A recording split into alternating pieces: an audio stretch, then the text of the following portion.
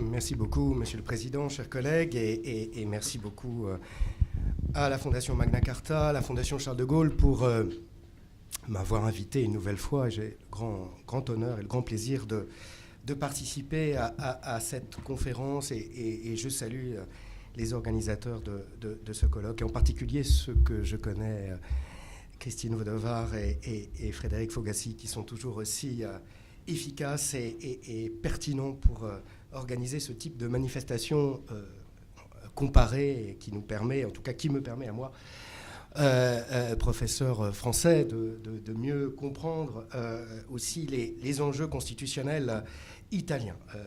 Tant il est vrai qu'en France, nous avons quelques spécialistes de droit constitutionnel italien, mais qui sont finalement assez peu nombreux et pas nécessairement très visibles. On peut le regretter. Alors, je voudrais vous parler ce matin, dans une durée très raisonnable, de l'implication de la Constitution de la Ve République sur les partis politiques et le système des partis. Alors, à première vue, ce constat peut paraître... Cette observation peut paraître paradoxale. On pense, cela a déjà été un peu dit, à l'hostilité du général de Gaulle à propos du régime exclusif des partis.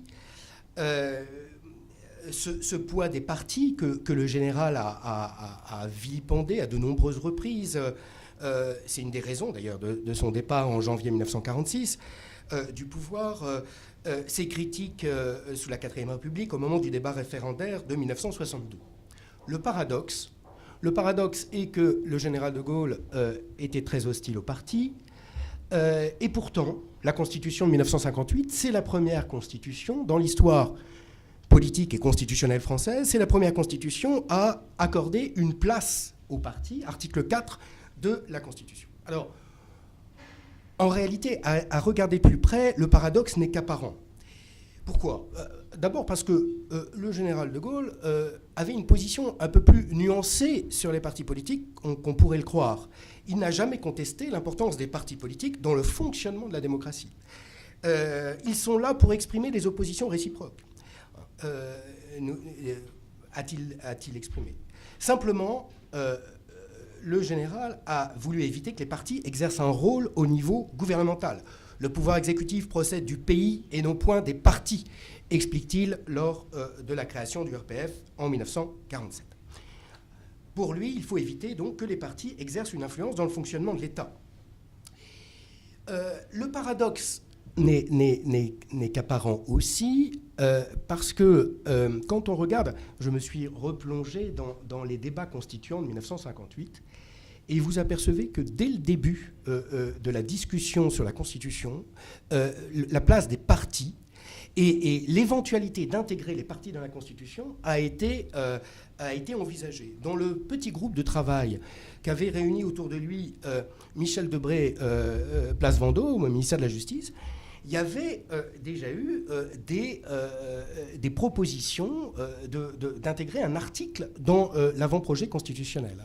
Il y a des débats où participait notamment un professeur de droit, François Luchère, et qui dit, voilà, il faudrait quand même que dans la Constitution, il y ait un article sur les partis. Et Michel Debré dit, oui, en effet, ça pourrait être utile. Et quand on regarde donc tout le processus constituant, on s'aperçoit que, eh bien, dans les différentes moutures des avant-projets, nous avons un article sur les partis. Par exemple, dès début juillet 58, on a un article qui dispose que les partis peuvent se constituer librement, qu'ils doivent déposer leur statut et rendre des comptes annuellement sur leurs dépenses et leurs recettes, que l'organisation doit s'inspirer des principes démocratiques.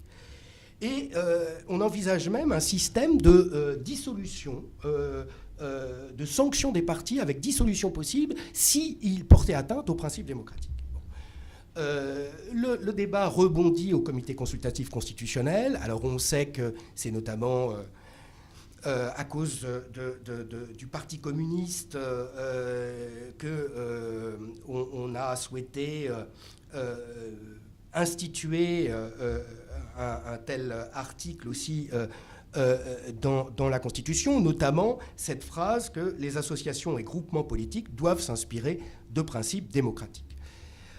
Je poursuis, je vais très vite. Le Conseil d'État saisi au mois d'août 58 ne trouve pas tellement d'intérêt juridique. Il dit à quoi ça sert de mettre un article sur les partis politiques s'il n'y a aucun moyen de sanction, en particulier si on ne peut pas vérifier s'ils respectent ou non les principes démocratiques. Et Michel Debré insiste, et donc nous allons avoir cette mouture de l'article 4, cette mouture initiale, en tout cas celle que l'on retrouve dans la Constitution de 58. Les partis et groupements politiques concourent à l'expression du suffrage, ils se forment et exercent leur activité librement, ils doivent respecter les principes de la souveraineté nationale et de la démocratie. Alors si on fait un tout petit peu de comparatisme constitutionnel, on s'aperçoit que la Constitution de 1958, bien sûr chronologiquement, elle intervient après la Constitution italienne et après la Constitution allemande de 1949. Et il est certain que la Constitution de 58 donne assurément la définition la moins ambitieuse du rôle constitutionnel des partis. Dans l'article 49 de la Constitution italienne de 1947, je parle sous le contrôle des collègues italiens ici présents, la Constitution dispose que les partis contribuent selon la méthode démocratique à la détermination de la politique nationale. On a vu d'ailleurs dans cet article une sorte déjà de fondement constitutionnel à la partitocratie. La Constitution allemande elle-même explique que les partis coopèrent à la formation de la volonté politique du peuple. C'est-à-dire que même dans la Constitution allemande, il y a un rôle important qui est accordé aux partis politiques, non seulement dans les élections, mais plus largement dans la vie parlementaire. Ils sont là pour animer la vie politique. L'article 4 de la Constitution française est le plus restrictif, puisque on nous dit que les partis simplement concourent à l'expression du suffrage. Donc leur rôle constitutionnel est limité stricto sensu à la compétition électorale. Alors, bien sûr, l'article 4 dans la Constitution de 1958 apparaît comme du wishful thinking. C'est vraiment un vœu pieux. Ce sont des dispositions constitutionnelles, mais sans qu'il y ait véritablement de dispositions contraignantes. Alors, il y a eu, cet article 4 de la Constitution française a connu des amendements, des révisions constitutionnelles, ce qui est d'ailleurs un indice peut-être d'une certaine parlementarisation du régime, en tout cas du fait qu'on a considéré à un moment que les partis devaient avoir un nouveau rôle à jouer, notamment dans l'animation de la vie démocratique. Je pense en particulier à la révision de 99, c'est celle qui a introduit la question de la parité, du respect de l'égalité homme-femme, notamment dans la représentation électorale, politique, et les partis ont un rôle à jouer. Je pense aussi, bien évidemment, à la révision de 2008. Alors, si on essaye de réfléchir sur l'implication de la Constitution, des dispositions constitutionnelles sur les partis politiques, leur structure et leur place dans le système politique français. Alors, et le président Quagliariello l'a déjà très bien mis en avant, c'est que, bien sûr, l'article 4 de la Constitution n'est pas la seule disposition constitutionnelle qui a eu une incidence sur la vie des partis, sur le système des partis. Il y a eu bien d'autres dispositions, à commencer, bien entendu, par l'élection du président au suffrage universel direct. Alors, je voudrais, dans les quelques minutes qui viennent, mais je vais aller vite, essayer de vous montrer en quoi la Constitution a eu une incidence d'abord sur l'organisation et les missions des partis politiques en tant qu'élément de la démocratie pluraliste. Les partis politiques comme élément de la démocratie pluraliste. Et on voit que, je donnerai que 2-3 exemples, ou 3 ou 4, allez, on va dire, pour vous montrer comment la Constitution, des dispositions constitutionnelles, au-delà d'ailleurs même de l'article 4, ont eu une incidence sur la vie des partis et même sur leur organisation. Incidence variable.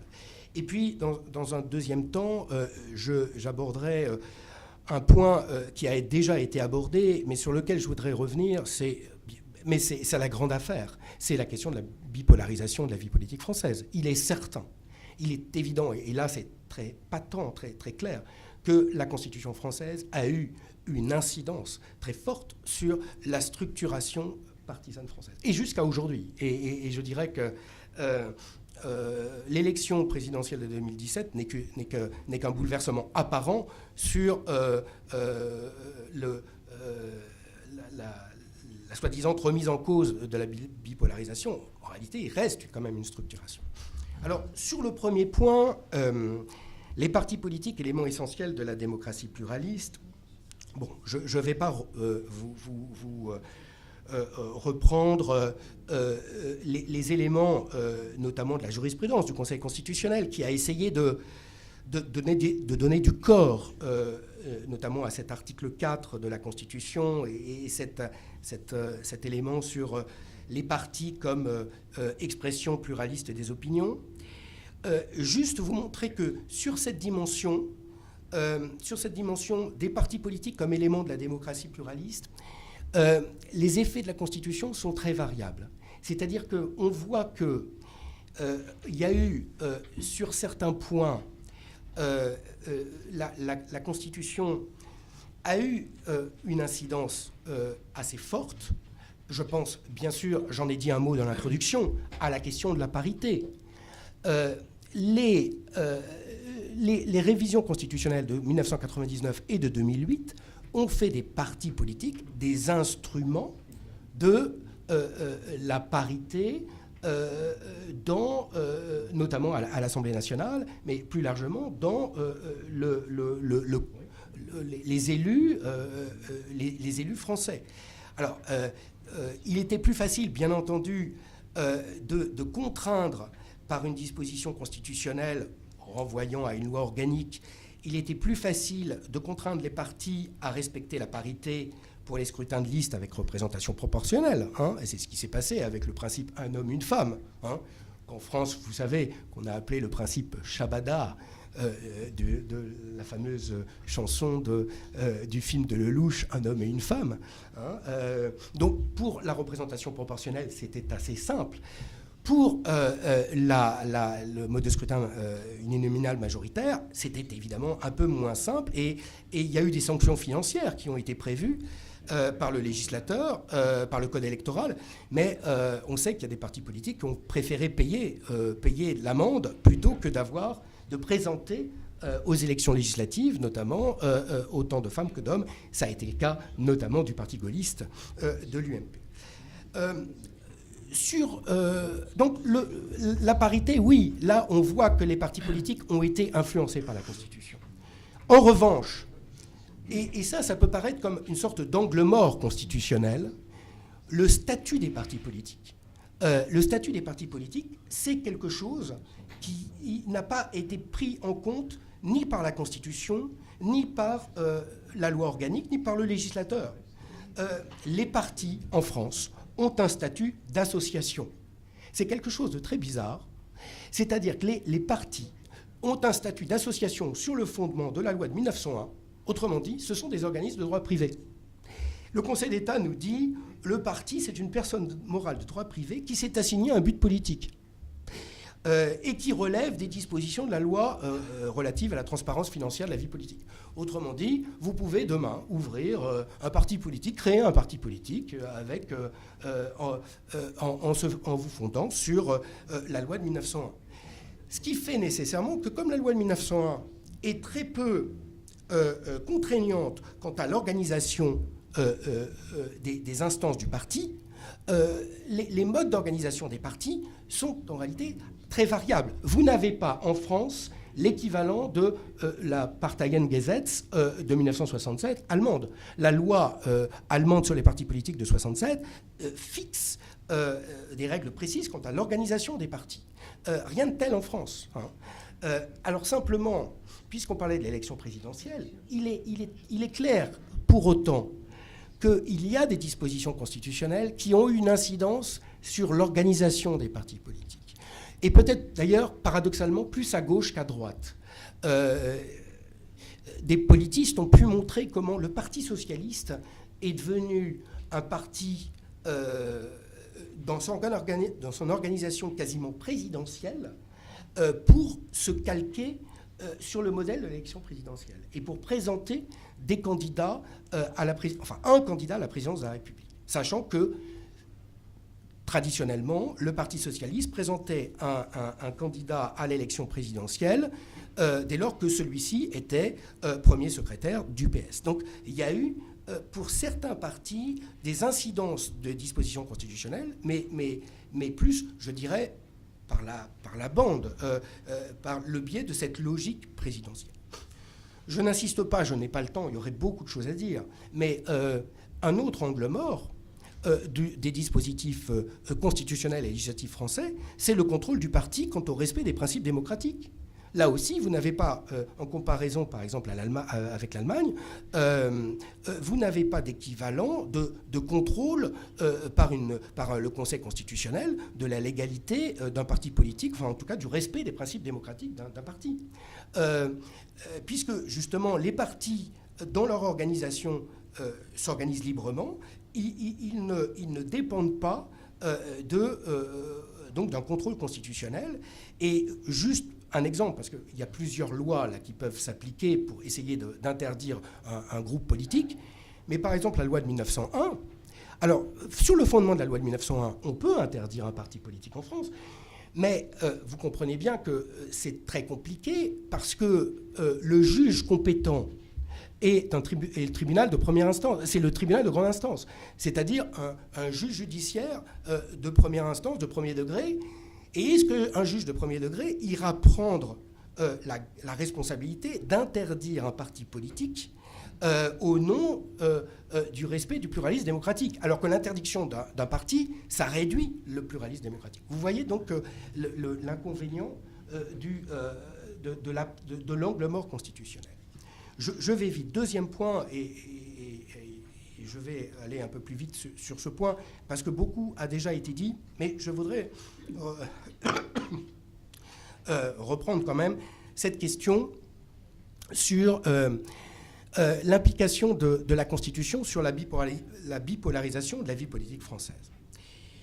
Alors, bien sûr, quand vous ouvrez un ouvrage qui vous présente le système des partis en France depuis la Ve République, il est clair que vous voyez que ça n'a plus grand-chose à voir avec la quatrième, avec ce que un grand politiste italien, connaisseur aussi, grand connaisseur du droit constitutionnel, Giovanni Sartori, avait parlé de pluralisme polarisé à propos de la quatrième, c'est-à-dire une double opposition représentée par des partis antisystème, PCF, RPF, et par le placement central de plusieurs partis, SFIO, radicaux, MRP.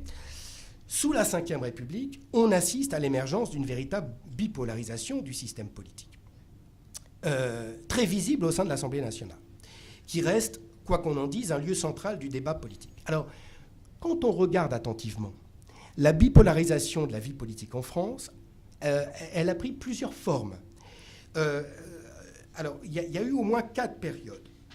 Il y a eu la période des années 60, où on voyait l'affrontement à l'Assemblée de 2 coalitions, l'une majoritaire en siège, dominée par le Parti gaulliste, l'autre d'opposition, composée quasiment à égalité de socialistes, de députés socialistes et communistes. Cet affrontement de 2 coalitions a succédé dans les années 70 au fameux, ça a déjà été évoqué, quadrille bipolaire, 2 coalitions, chacune d'entre elles composée de 2 partis se faisant face. Et puis la coalition majoritaire RPF-UDF contre PS-PC. À partir de 2002, on a vu la mise en place d'un bipartisme à la faveur de la création de l'UMP à droite et de l'écroulement du PCF à gauche.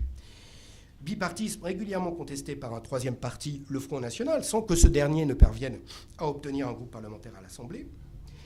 Et puis, les élections présidentielles et législatives de 2017 ont en revanche, fait éclater en apparence cette bipolarisation au profit d'un nouveau pluralisme politique, d'une voire d'une quadrille polarisation En tout cas, c'est ce qu'on a pu penser lorsqu'on a vu les résultats de l'élection présidentielle. On avait un pôle centriste, la République En Marche, avec le MoDem, enfin surtout la République En Marche, la gauche radicale, France Insoumise notamment, la droite modérée et le Front National.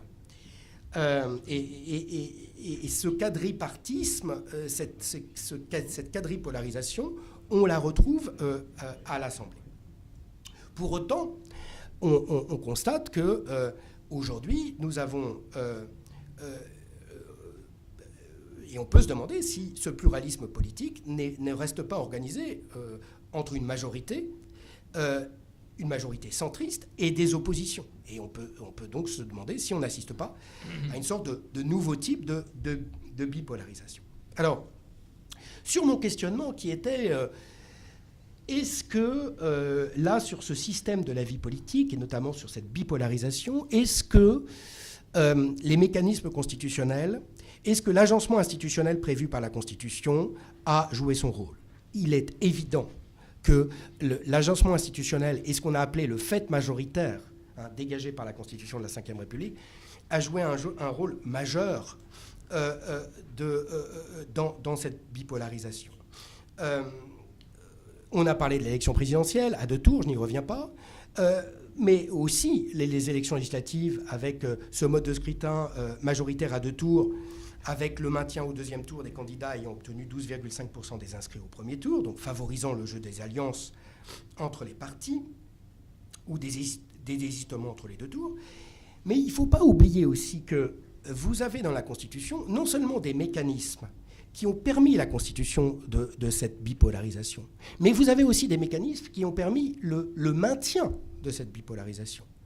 Vous avez tout ce qui ressort du parlementarisme rationalisé, à commencer bien entendu par le fameux article 49 alinéa 3, la question de confiance du gouvernement sur un texte, mais la maîtrise de l'ordre du jour, le vote bloqué, la convocation d'une commission mixte paritaire, enfin toute cette procédure de droit parlementaire qui permettent au gouvernement de conserver une majorité à l'Assemblée nationale.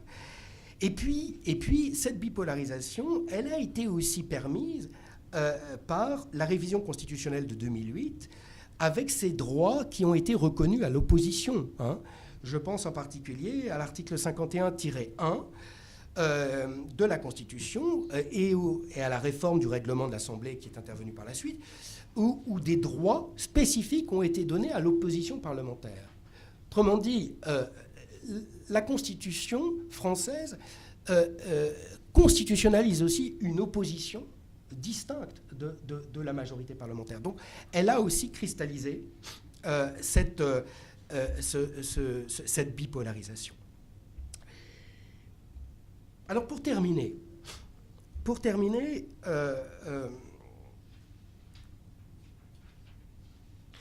la question se pose de savoir si la Constitution de 1958 a eu une incidence sur ce qu'on appelle la crise des formes partisanes et du système des partis, notamment des partis traditionnels, et qui a trouvé une bonne part de son aboutissement avec les élections de 2017. Il me semble que la réponse est assez fortement négative. La Constitution n'est pas responsable, bien entendu, et les dispositions même légales ne sont pas responsables de cette crise des formes partisanes, même si, encore une fois, elles ont eu des incidences. Et je n'ai pas le temps de parler ici, mais il y aurait beaucoup de choses à dire sur toute cette législation, sur les financements des partis politiques en France, qui a conduit aussi à des aménagements. Mais la crise des partis politiques renvoie à d'autres facteurs, et notamment à des facteurs liés à la vie politique française, à des facteurs sociologiques aussi, il me semble, très, très forts. Et cette crise des partis et du système des partis politiques français, alors je suis désolé, je vais soulever peut-être plus de questions que de réponses dans cette conclusion, et j'espère que vous me pardonnerez. Il me semble qu'il y a au moins 3 questions aujourd'hui qui se posent. 3 questions, alors, et poser des questions, c'est déjà essayer de trouver un début de réponse. La première question sur la crise des partis et du système des partis en France, c'est bien sûr l'organisation des partis politiques. à l'aune, on l'a déjà dit, des mutations de la société, de la société de l'information, des réseaux sociaux. La question qui se pose, c'est aura-t-on encore des formes structurées, hiérarchisées de partis politiques, avec des cadres dirigeants, des permanents, bref, des professionnels de la politique au service du parti? Est-ce qu'on va assister à une poursuite de ce que certains observateurs des partis politiques ont pu qualifier de managérialisation de l'organisation des partis, hein, cette idée qu'il faut gérer les partis politiques comme des entreprises. Et bien sûr, en France, il y a eu... on a assisté avec beaucoup d'intérêt, les observateurs ont regardé avec beaucoup d'intérêt cette montée de la start-up République En Marche, qui avait une dimension, et qui a une dimension évidemment managériale dans son organisation. La question, ça va être de savoir si cette organisation, notamment de la République En Marche, comment elle va se faire. Et ce qui est en train de se passer sur la structuration du parti majoritaire est en cela extrêmement intéressant. Et ça sera évidemment à suivre. La deuxième question centrale, et je sais qu'on en parlera cet après-midi, porte sur les missions des partis politiques. À quoi servent-ils? À quoi servent-ils aujourd'hui, alors que leurs missions traditionnelles sont fortement rognées? Est-ce qu'ils élaborent encore des programmes? Est-ce qu'ils forment encore des militants? Est-ce qu'ils désignent même des candidats? Et évidemment, tout le débat sur les primaires, et notamment les primaires ouvertes pour désigner les candidats à l'élection présidentielle. Primaires ouvertes qui, entre nous soit dit, ont montré leur inefficacité totale en 2017. Puisque, encore une fois, les deux candidats arrivés au deuxième tour de l'élection présidentielle n'étaient pas issus du système des primaires. Et donc, enfin, à titre personnel, je crois vraiment, le système des primaires n'est-il pas simplement une fausse bonne idée? Et en tout cas, une manière pour les partis politiques de se décharger sur les sympathisants du soin de désigner leur candidat à la présidentielle, alors qu'avant, c'était les adhérents ou les militants qui désignaient les candidats à la présidentielle. Ça ne veut pas dire que les partis politiques ne gardent pas un rôle. Moi, j'en vois deux encore en France. D'une part, on voit bien que ce sont des instruments indispensables pour la compétition électorale. Et puis, ce sont aussi des instruments indispensables pour le financement. Ce sont des enveloppes financières.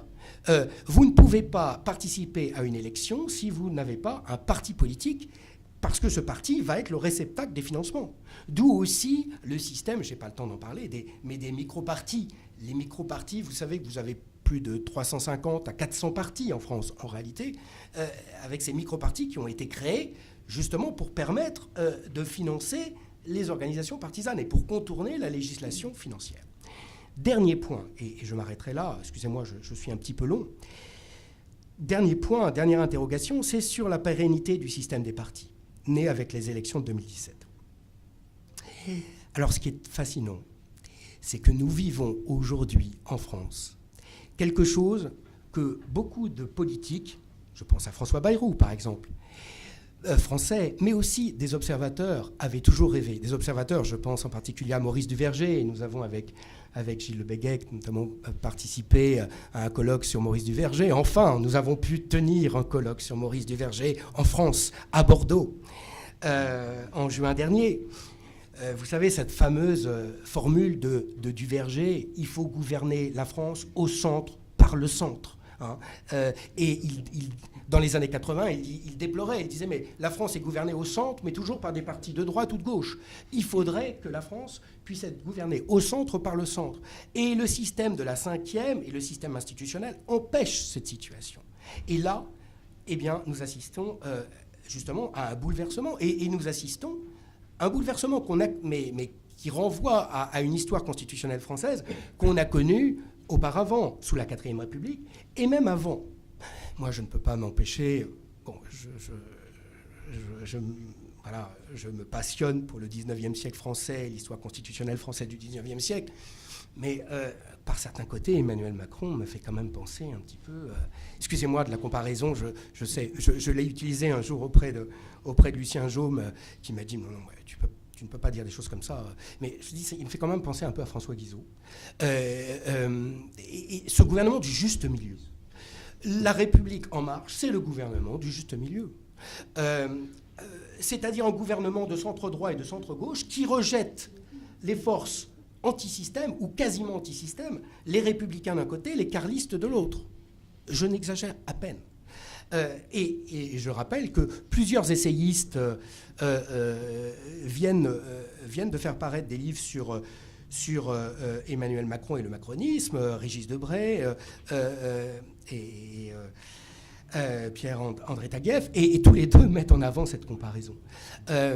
Mais si on veut trouver une comparaison peut-être plus actuelle, je pense qu'il y a aussi dans la recomposition partisane française actuelle, nous assistons à une réplique d'une situation politique que l'on connaît bien en Europe et en particulier au Parlement européen. Quand vous regardez le fonctionnement du Parlement européen, vous voyez que les textes, les règlements et les directives sont généralement adoptés par des forces politiques modérées, pro-européennes, qui combattent des opposants à la construction européenne telle qu'elle existe, forces opposantes situées aussi bien à l'extrême gauche, la gauche radicale européenne, qu'à l'extrême droite, clairement eurosceptique. Et quand on regarde bien, ce positionnement de la République en marche centrale apparaît peut-être orthodoxe au vu de l'histoire politique des systèmes de partis en France depuis 1962, mais n'apparaît pas complètement original au regard de ce qui se passe au Parlement européen et même dans certains pays européens. Bien sûr, on pourrait citer l'exemple de l'Allemagne ou d'autres pays encore. Et on voit, là encore, c'est peut-être une preuve supplémentaire que l'européanisation aussi de notre système politique, au-delà de notre système juridique, est peut-être aussi en marche.